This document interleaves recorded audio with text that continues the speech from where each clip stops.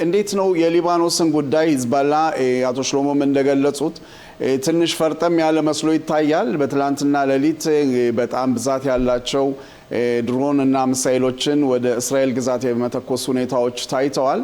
እስቲ ሁኔታውን ከዛን ጀምር ኮሎኔል። እሺ፣ በሰሜኑ በኩል አንተ እንዳልከው ሂዝቦላ መጀመሪያ ጦርነቱ ሲነሳ እኔ በዚህ ጦርነት የለሁም ብሎ ተናግሮ ነበር። ግን ይህን አባባል መከላከያም እስራኤል ሀገርም ቸላ ብለውት ነበር። ምክንያቱም ሂዝቦላ እንደሚታወቀው አጭበርባሪ ነው። ዞሮ ዞሮ የአባቱን ኢራንን የአያቶላውን መንግስት ለመደገፍ ሲል ደብቋቸው የነበረውን መሳሪያዎች፣ ራኬቶች፣ ቦምቦች ወታደሮቹን በማጠናከር በእስራኤል ላይ ነው ትላንትና በተለይ በሰሜኑ በኩል ከባድ የሆነ ፈተና ነበር። ግን እንደምታውቀው ምንም እንኳ ከ150 በላይ የሚሆኑ ራኬቶች ይተኮሱ እንጂ ምንም ያህል ጉዳት አላደረሰም። መከላከያ በአሁኑ ሰዓት እንደምታውቀው ከሂዝቦላ ጋር ምንም እንኳ ጦርነቱን ያርግ እንጂ በሊባኖስ መንግስት በኩል ትንሽ የመረጋጋት ሁኔታ ነበረ። የሊባኖስ ተቋማት እንዳይጎዱ ትልቅ ትዕግስት ነበረው። በአሁኑ ሰዓት ግን በዶሃ ውስጥ የሚገኙ የሂዝቦላ ተቋማት በሙሉ ባንኮች፣ መስሪያ ቤቶች፣ መደበቂያ ዋሻዎች እንዲሁም ወታደሮቹ ከባድ የሆነ የማፍረስ ሁኔታና የመበተን ሁኔታ ተጀምሯል። ከትላንት በኋላ እስራኤል ቸላ በላይ ነበረችውን ሁኔታ ምንም እንኳን አንዳንድ የመረጃ አካላት ይህ ነገር ሊሆን ይችላል ተብሎ ቢነገርም ከትላንት ማታ ጀምሮ መከላከያ አየር ኃይላችን በተለይ ትልቅ ስራ እየሰራ ነው።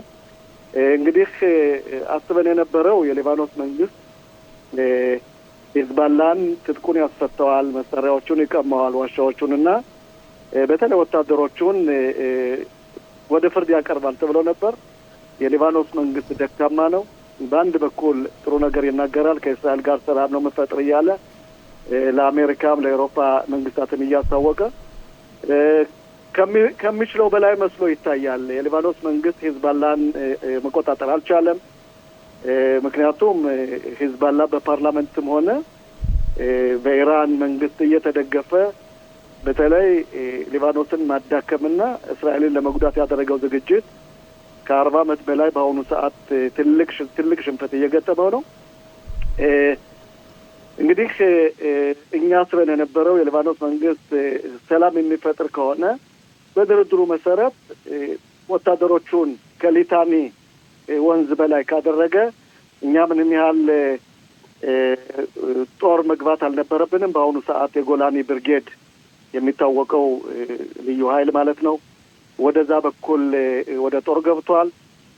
በግርም መከላከያ ውጊያውን ጀምሮታል። በተለይ ወታደሮቹን ማውደምና ከዛ አካባቢ አንድ አይነት ወታደር እንዳይንቀሳቀስ ማድረግ ነው።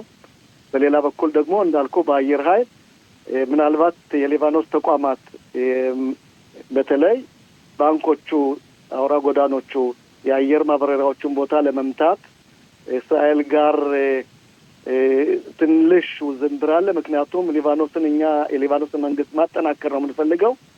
በአንድ በኩል ደግሞ ሊባኖስ ይህን ጉዳይ እንደ ሀገር ካልተቋቋመች ሊባኖስን በዚህ ጦርነት ውስጥ ስላለችበት መከላከያ እነዚህን ተቋማት የሚጎዳበት ጊዜ ቅርብ ነው ማለት ነው። ኮሎኔል ይቅርታ ይቀጥሉ። በዚህ ሁኔታ ነው ያለ ነው ማለት እችላለሁ።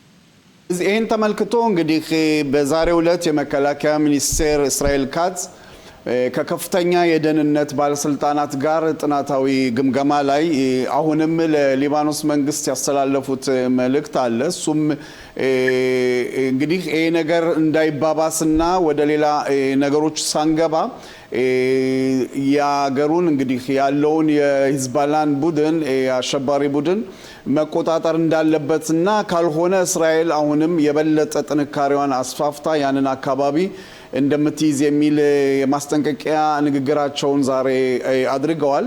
ይሄ ማለት እንግዲህ ያው ኮሎኔል ርሶም እንዳሉት ትላንትና የጎላኒ ብርጌድ ተቀላቅሏል።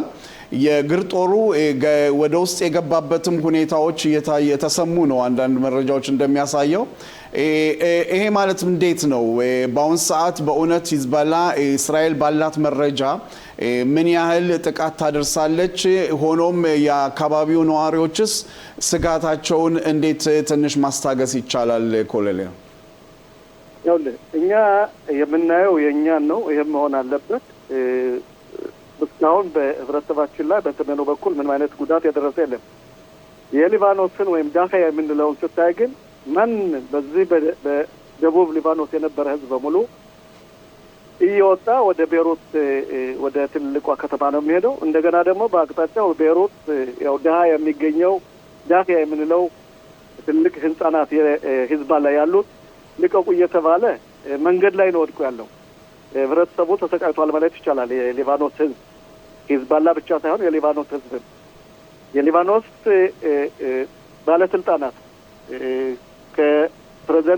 ከፕሬዝደንቱ ጀምሮ ማንኛውም ባለስልጣናት ሂዝቦላን እያወገዘና አታስጎዱን፣ እኛ ማደግ እንፈልጋለን፣ እኛ መቋቋም እንፈልጋለን፣ ከእስራኤል ጋር ሰላም ነው መፍጠር የምንፈልገው ቢልም ዞሮ ዞሮ የሊባኖስ መንግስት ኃላፊነት ስላለበት መከላከያ ሚኒስትር ያስተላለፉት መልእክት መቼ ተግባራዊ ይሆናል ብዬ ባላውቅም ትክክል ነው። ምክንያቱም እንደ ሀገር ይሄን አማጽያን ቡድን ሂዝቦላን የሊባኖስ ህዝብ መቆጣጠር የሊባኖስ መንግስት አደብ ማስገዛት አለበት።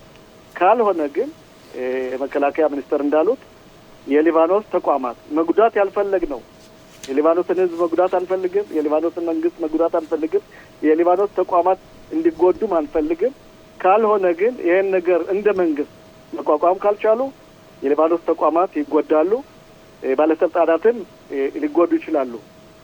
ዞሮ ዞሮ እኛ የምንፈልገው ሰላም ነው። በሰሜናችን በኩል ሀገራችን በኩል ጸጥ ያለ ኑሮ የምንፈልገው። እስራኤል ሰላማዊ ሀገር ናት። ተገዳ እንጂ ወደን የገባንበት አለን። ሂዝቦላ ይሄን ነገር ባይጀምረው ኑሮ የአይነት ጉዳትን ማይደርሱ ነበር፣ ህዝቡ ማይሰቃይ ነበር። ስለዚህ ቀደም ሲል እንዳልኩ ነው። ምናልባት የሊባኖስ መንግስት ይሄን ትዕዛዝ ተቀብሎ ተግባር ከፈጸመ እነዚህ ተቋማት ከመጎዳት ይድናሉ። ካልሆነ ግን እየተጎዳን አጸፋ መልስ መስጠት ስላለብን የሊባኖስ መንግስትም መንገዶች መንቀሳቀሻ መንገዶችንም መሳሪያና ሰው ኃይል የሚያዘዋወሩት ቦታዎችን መጎዳት አለበት። እየተጎዳን ዝም ብለን የምናይበት ጉድ የለም። ልክ ቴህራን ላይ እንደሚደረገው ሊባኖስ ላይም ሊሆን ይችላል። አንፈልግም። ካልሆነ ግን ይሄ ነገር መሆን አለበት የሚል አቋም ነው አለኝ። እንኳንም ጠቅላይ ሚኒስትሩም በአሜሪካ መንግስትም ሆነ በአውሮፓ መንግስት እባካችሁ ታገሱ፣ ትንሽ ታገሱን፣ እኛ ይሄን ነገር አደብ እናስገዛዋለን እያሉ ነው። ግን ዞሮ ዞሮ ሂዝቦላ ኢራንን ተልዕኮ ለመፈጸም የሚያደርገው ስራ ከሞላ ጎደል በተለይ ትላንትና ማታ ህብረተሰባችን ሲያስጨንቅ አምሽቷል። አጠፋ መልስ መሰጣት አለበት። በዚህ ሰዓትም የሚደረገው እሱ ነው። አቶ ሽሎሞ ጤና ይስጥልን መኮንን፣ ኮሎኔል መኮንን እንደምን አለ? ጤና ይስጥልን ጋር ሽሎሞ እንደምን ዋላችሁ? የኔ ጥያቄ ለአንተ የሂዝቦላን ጥንካሬ በተመለከተ እኔም አንተም የእስራኤል ሀገር ኦፊሻል ስፒከሮች ተነጋጋሪዎች ህዝባችን አላሳሳትም ነው ወይ? ሂዝቦላ ተቀጥቅጧን፣ ሂዝቦላ ተደብድቧን፣ ሂዝቦላ ተንበርክኳን። ሂዝቦላ አሁን ያለው ጥንካሬ እንደ በፊቱ አይደለም። እንደውም የጦር መሳሪያውን ለማስፈታት ተመችቷን እያልን ትርክ ስንተርክ ቆይተናል። ግን አሁን ከትላንትና ወዲያ እያየነው ያለው የሚያሳየን ጥንካሬ ግን ከተናገርናቸው ነገሮች በጣም የራቀ ነው ኮሎኔል መኮንን። እና አሁንስ የሚያዳምጠን ህዝብ ይሆናል ብለን የምንናገራቸው ነገሮች እንዴት ሊቀበላቸው ይችላል? ምክንያቱም በተግባር የሰሜኑ አካባቢ ነዋሪዎቻችን ወደ ተስፋ መቁረጡና ወደ አመኔታ መጣላቸው በመናገራቸው ላይ ምንም አመኔታ እንደሌላቸው ሁሉ እየገለጹ ነውና የሂዝቦላ ጥንካሬ ልክ የሐማስ ጥንካሬ በ43% ያለው ሐማስ እያሳየ ያለውን ጥንካሬ እንዳሳየ ሁሉ ሂዝቦላም እያሳየ ነውና ለምን እዚህ ላይ አልተሳሳትንም? ይኸውልህ መሳሳት ሳይሆን መከላከያ እንደምታውቀው ሞሳድና የደህንነቱ ክፍል ትልቅ ስራ ሰርተዋል። ባለስልጣናት ተወስደዋል።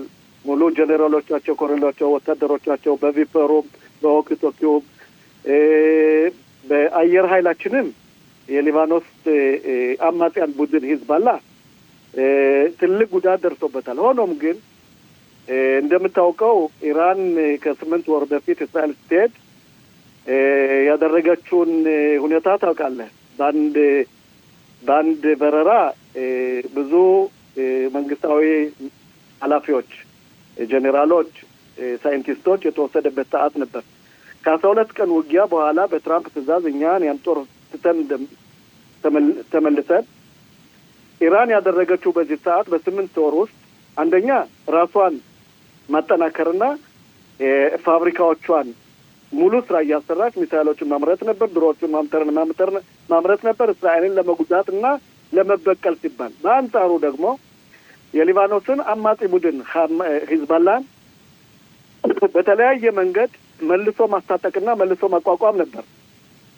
ከትላንት ወዲያ በዶሃ ውስጥ ብዙ የኢራን ጀኔራሎች ረድዋን ኳህን ለማቋቋም የመጡ ለማደራጀት የመጡ መሳሪያ ያስተላለፉ በሚሊያርድ የሚቆጠር ዶላር መልሶ ለማቋቋም መገንባት የጀመረችው ኢራን ናት።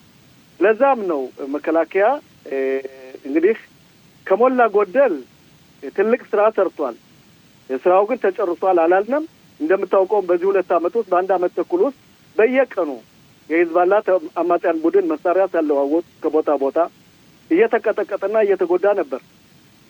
በአሁኑ ሰዓት ግን መከላከያ የሚያደርገው አንደኛ ቦታ መያዝ አለብኝ። በተለይ በሰሜኑ በኩል ባሉት ሰፈሮቻችን ሰርገው እንዳይገቡ ትልልቅ ተራራዎችና የሚቆጣጠርባቸውን ቦታዎች ከሞላ ጎደል በአሁኑ ሰዓት ይዞ ይገኛል። ከእንግዲህ እንደማስበው ከሆነም የሊባኖስ መንግስት ሂዝቦላን አደብ እስካላስገዛው ድረስ በእነዚህ ቦታዎች ልክ ሱሪያ እንዳለ ነው ሁሉ በዛ አካባቢ ተቀምጠን እንቆያለን የሚል አቋም አለኝ። ለዛም ነው 91 ክፍል ጦር የ36 ክፍል ጦር የጎላሌ ብርጌድ የገቡበት ምክንያት እነዚህን ቦታዎች ለመያዝና ህብረተሰባችን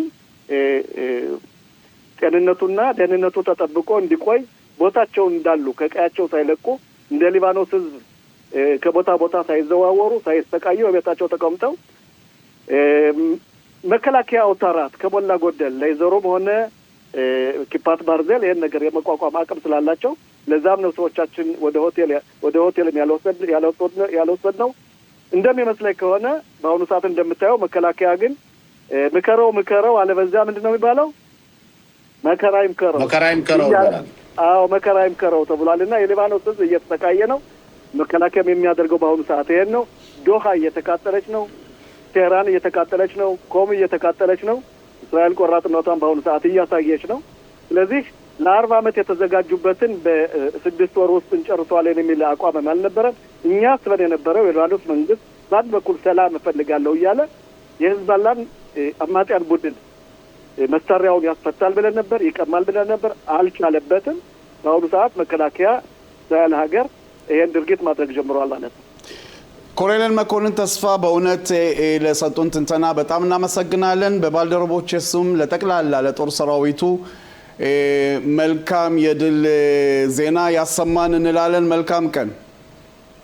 አመሰግናለሁ ጋሽ ተስፋዬ፣ አመሰግናለሁ ጋሽ ሽሎሞ። ደህና ዋሉልኝ።